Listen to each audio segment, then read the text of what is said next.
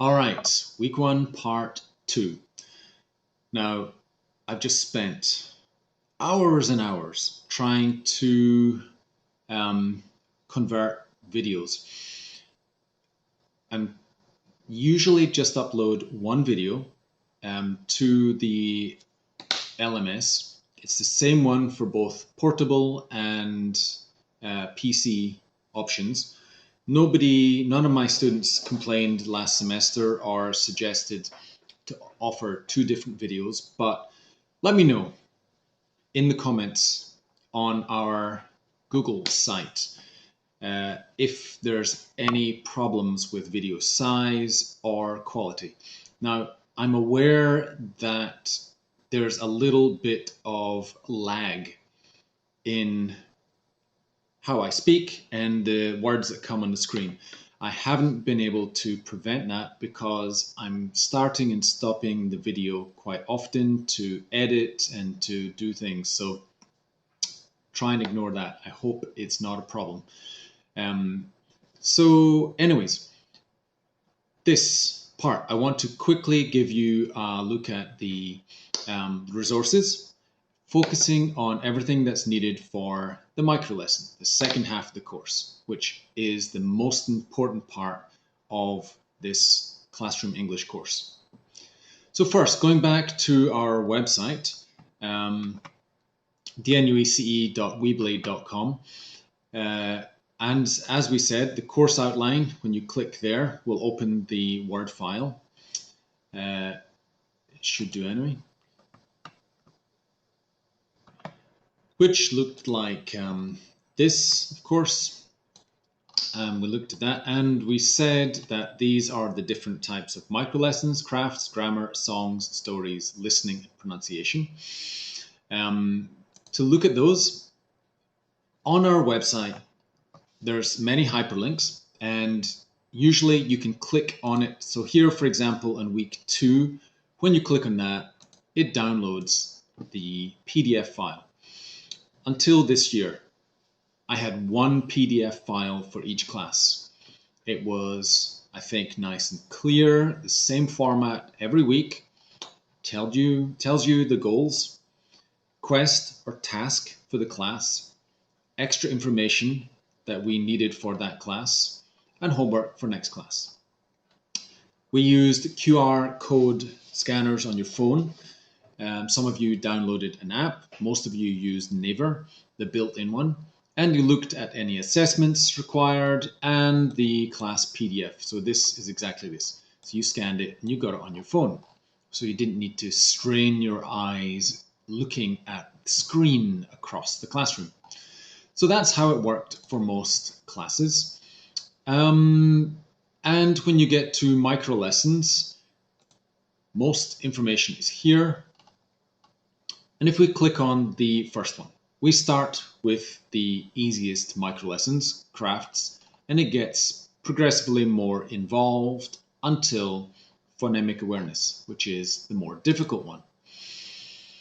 So when we click on crafts, again, on my computer, it automatically downloads and it looks like this.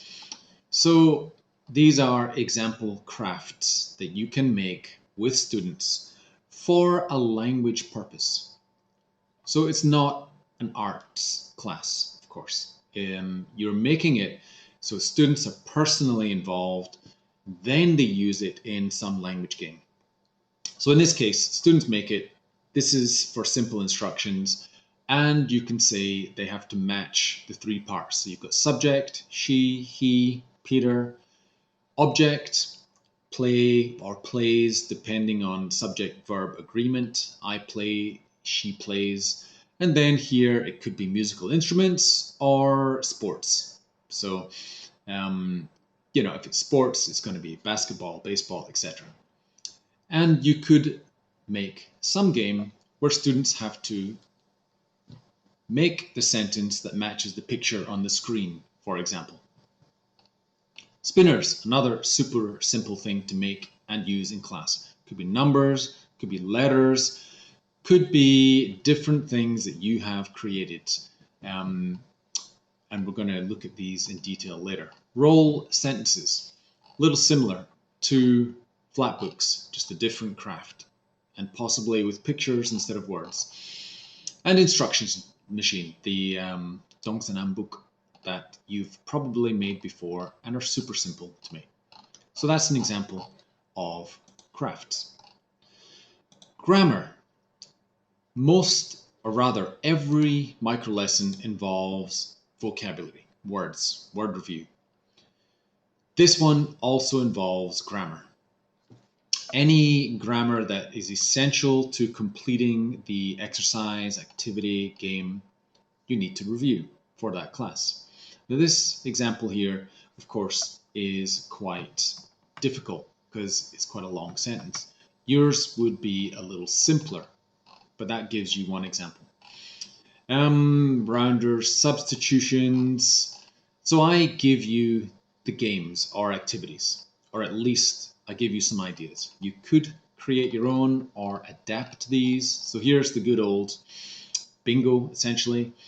I give some that are simple, which means if you're having trouble with English, you might choose this, but never do games or activities for your microlessons that students already know how to play.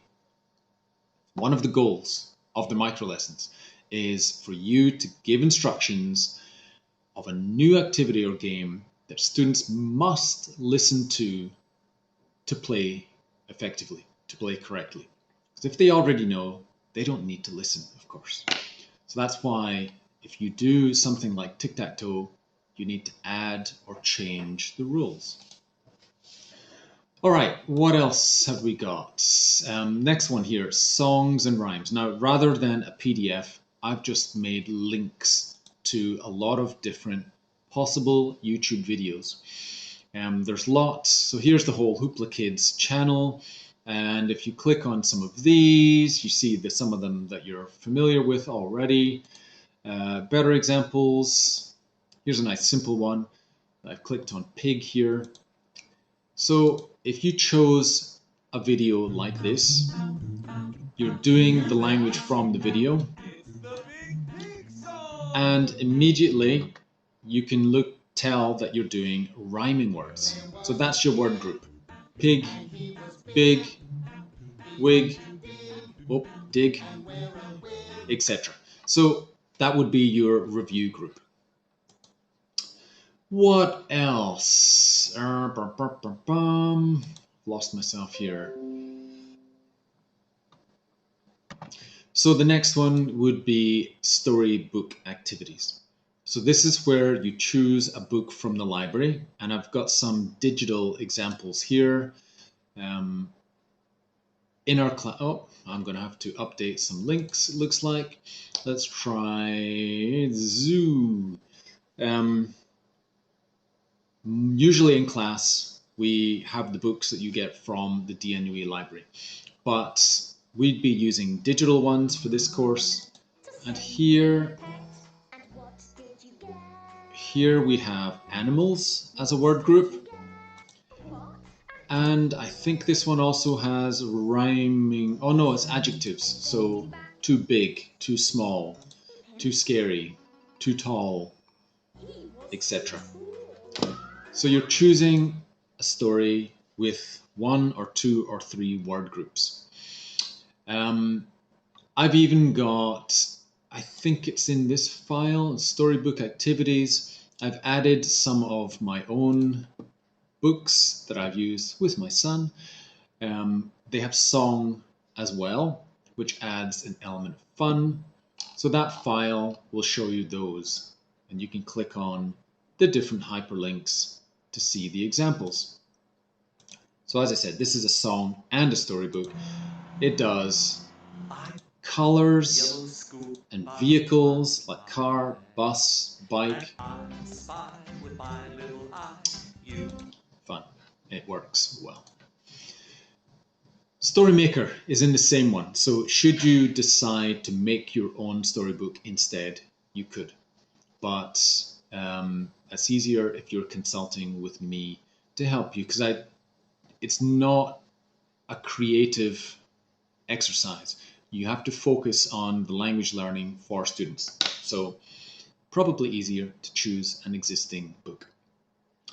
Then you'll see I've got listening and phonemic awareness under the same title. Now, listening lessons are very broad. So if we click that, again, it's another download file.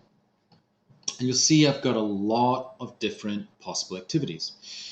Like minimal pairs. Is it ship or sheep, lip, leap? And students have to listen for a phoneme or a sound difference between words. Stress syllables. So this exercise, you choose a number of different two-syllable words. You say, for example, the first one, twe, and students have to guess, predict what the second syllable is to complete the word. So twe, te, 20, or somebody could be say 12, but of course 12 in this case is just one syllable, not two. Morning. So that's syllable cues. There's a few different ideas here.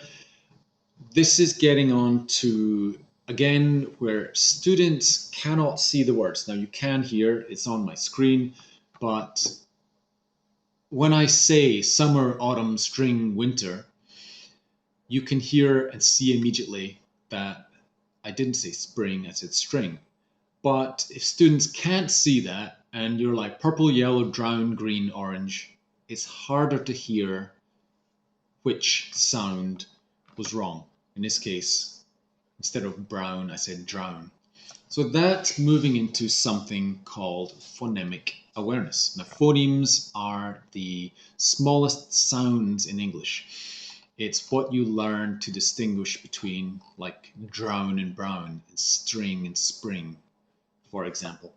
It's because they're all words in this case. It's just one phoneme changes the meaning.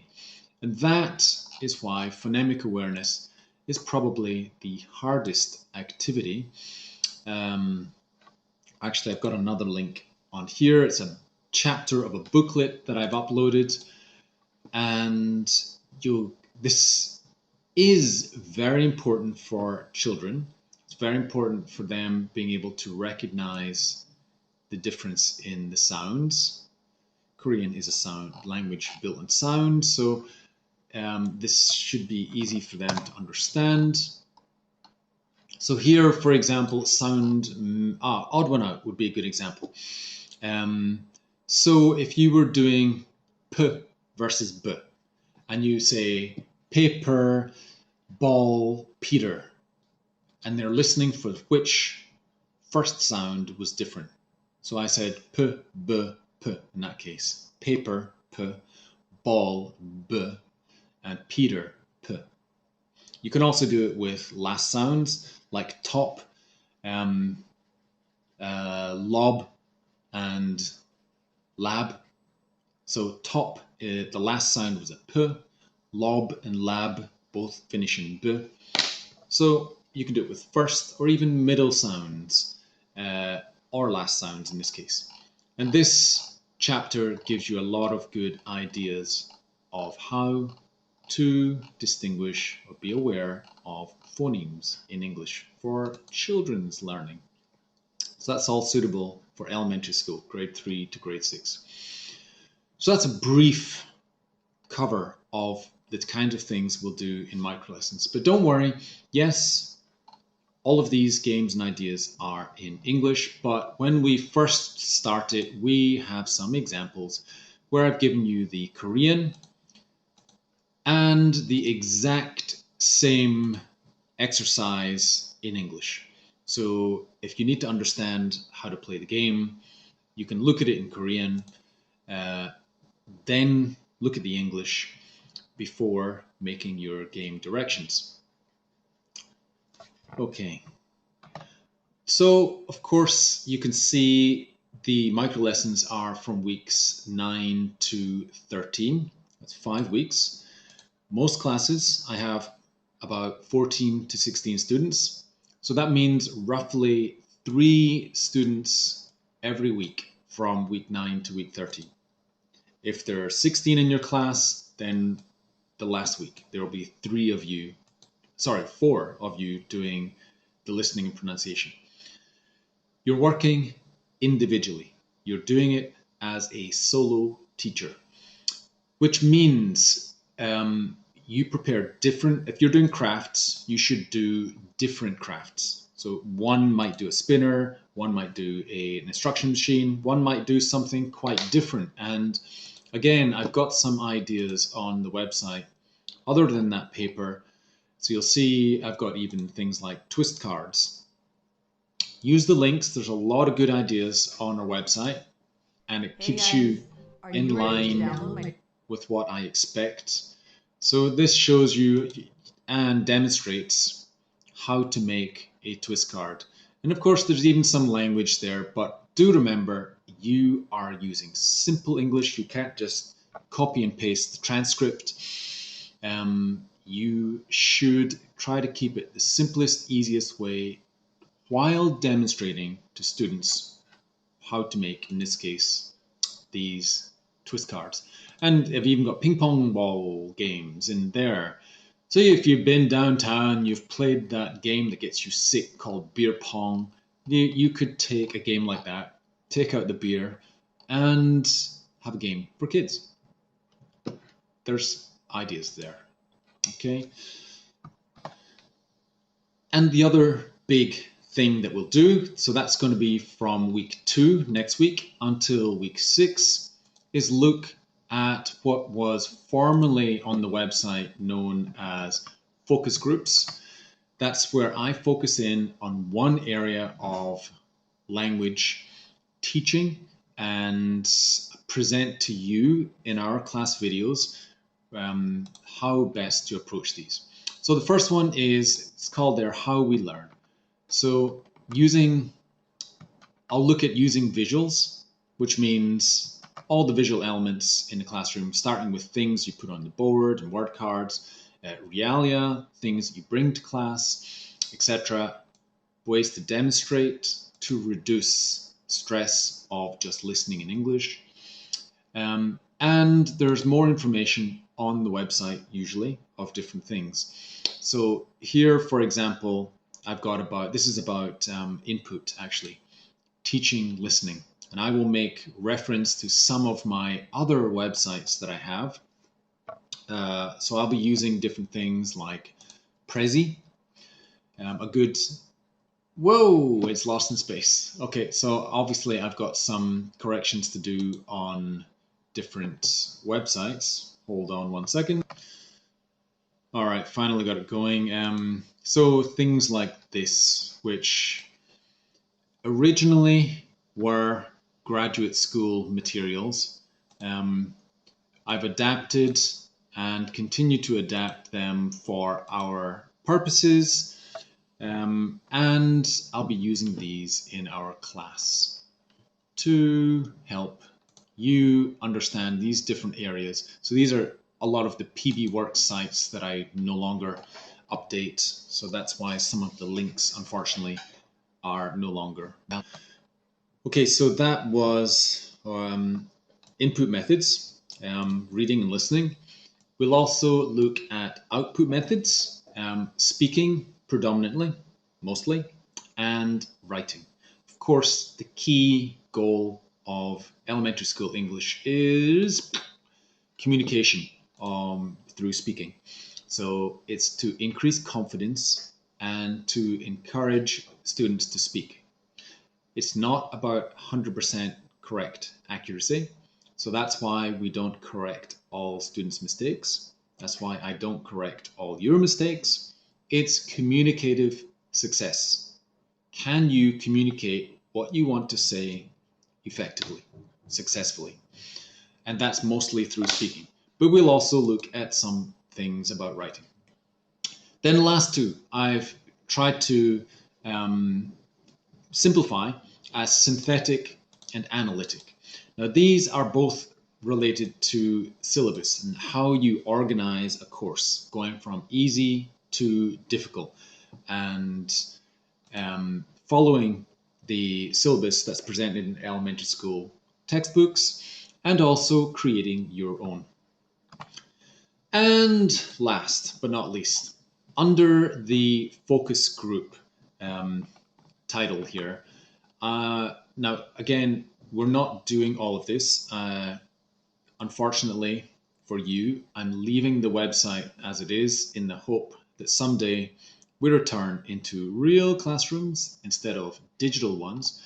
But have a look at this. You'll find good resources. So some techniques that you could use in class. So I've got here, for example, speed dating. And again, when you click on that, file will open up or download, depending how your defaults are set, on a teaching technique. And this one is about how to get students repeating familiar language easily, quickly, to build confidence. Other things that we've done is using scaffolds, verbal scaffolds, which is ways of making it easier for students to communicate and making things visual, showing things. So here, for example, they've got a fridge and they put or draw things in the fridge. Now, I usually avoid drawing. Drawing takes time. As you'll discover, students put a lot of effort into drawing.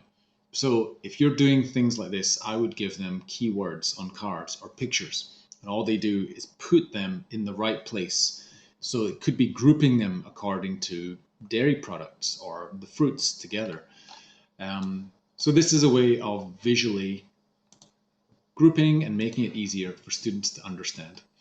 And I've also got this link here. Be aware that quite often there's different links there. You just keep an eye on the link. And in this case, I've given different fun ways to do writing, or one of the output method classes. And, oh, sorry, it's the same link. If I joined onto the bottom, that's what I did. It's on the bottom of this. These are all ideas of ways to make writing more fun and colorful that you could include in your microlessons. Okay, there is even now, this is one that we're not doing in the digital course, but it's a great idea for you as a future teacher to include a digital element. And I don't mean one where you stare at a computer while your students are somewhere else. This is one, it's a game that you can do in class. In my classes, students love it, both elementary and university students. So it's a game where they have a console. Some students are the defusers. They're trying to defuse or stop the bomb. They see this thing, but the other students can't, and they have to describe it, and other students have to use a manual that you've given them, probably different parts of the manual to different pairs, and they have to try and stop the bomb from going off. It's exciting, it's fast, it builds everything which is your goal as a teacher, elementary school teacher of English. Confidence, fluency, ability to express ideas effectively, or you get blown up. I think that wraps up what I want to say for the opening video.